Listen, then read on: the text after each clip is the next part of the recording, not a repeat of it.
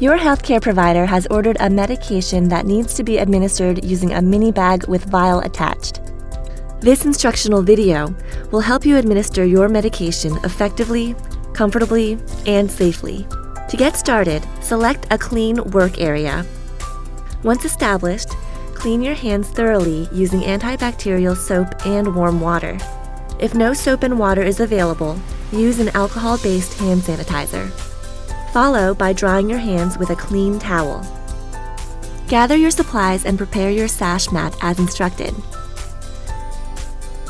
IV medication bag with vial, IV tubing, IV pole, flush syringes, alcohol wipes, and if necessary, sharps container and/or trash container. Inspect the medication bag. Check the label and verify. Correct name of patient and medication, volume, amount of medication, storage instructions of medication, discard date of medication. Next, prepare your flush syringes. Prior to using syringes, push firmly on the thumb press with the tip cap still on, just until you feel the plunger move. Expel air and excess solution by twisting off the tip cap and pushing the plunger forward. Push out extra solution to the amount instructed by your nurse. Finally, replace the syringe cap, being careful not to touch the tip of the syringe with your hand. If you touch it, you will need to start over with a clean syringe. Set aside the syringes until you are ready to use it. Repeat this step for all flush syringes needed for dose. You are now ready to prepare your IV medication. Bend up, then down to break the seal of the medication vial. Hold the medication bag with vial upside down. Squeeze the medication bag to force solution into the vial, then release to drain the mixed drug from the vial. Repeat these steps until the vial is completely empty of the drug and solution. You are now ready to prime your IV tubing. Remove the IV tubing from its package and close the clamp on the tubing. Remove the tab from the medication bag. Then, remove the cover from the spike of the tubing, being careful not to touch the end. Spike the bag by pushing and twisting the end of the tubing into the bag. Make sure the spike reaches the medication and does not puncture the bag. Hang the IV medication container on the IV pole. Gently squeeze the drip chamber to fill it about half full of fluid. Do not overfill. Lastly, slowly open the clamp to prime the tubing, filling it with medication. When the medication reaches the end of the tubing, close the clamp. You are now ready to flush your IV line with saline. Scrub the needleless connector on your IV catheter with an alcohol wipe for at least 15 seconds and allow to air dry.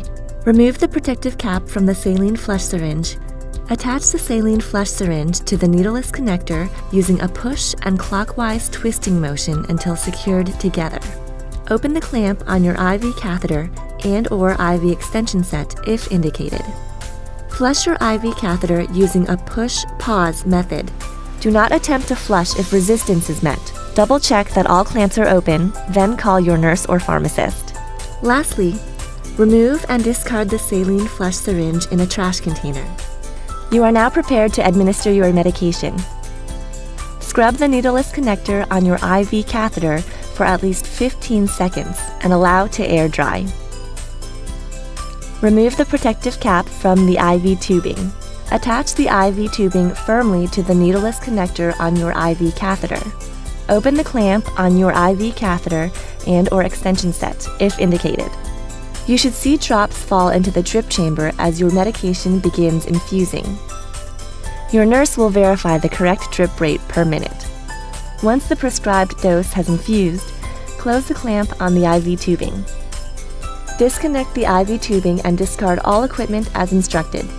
If the tubing is to be used again within 24 hours, cover the exposed IV tubing tip with a sterile cap provided.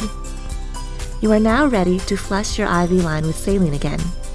Scrub the needleless connector on your IV catheter with an alcohol wipe for at least 15 seconds and allow to air dry. Remove the protective cap from the saline flush syringe. Attach the saline flush syringe to the needleless connector on your IV catheter. Flush your IV catheter using a push-pause method. Close the clamp on your IV catheter and/or extension set unless you have been instructed to flush with heparin. Lastly, remove and discard the saline flush syringe in a trash container. This will conclude your IV medication administration unless heparin has been ordered. If ordered, you will need to flush your IV line with heparin. Scrub the needleless connector on your IV catheter with an alcohol wipe for at least 15 seconds and allow to air dry. Remove the protective cap from the heparin flush syringe. Attach the heparin flush syringe to the needleless connector on your IV catheter. Flush your IV catheter using a push-pause method. Close the clamp on your IV catheter and/or extension set if indicated. Lastly, remove and discard the heparin flush syringe in a trash container, thus concluding your IV medication administration. Here is a SASH procedure summary to ensure you are administering your IV medication effectively. Flush your IV with saline. Administer your medication over the number of specified minutes. Flush again with saline. Flush with heparin. With each administration of IV medication, you will get more comfortable with the supplies and the steps. For any questions or concerns you might have, please contact our highly trained specialty nurses or pharmacists who will help you understand the basics of home infusion therapy and will answer any questions.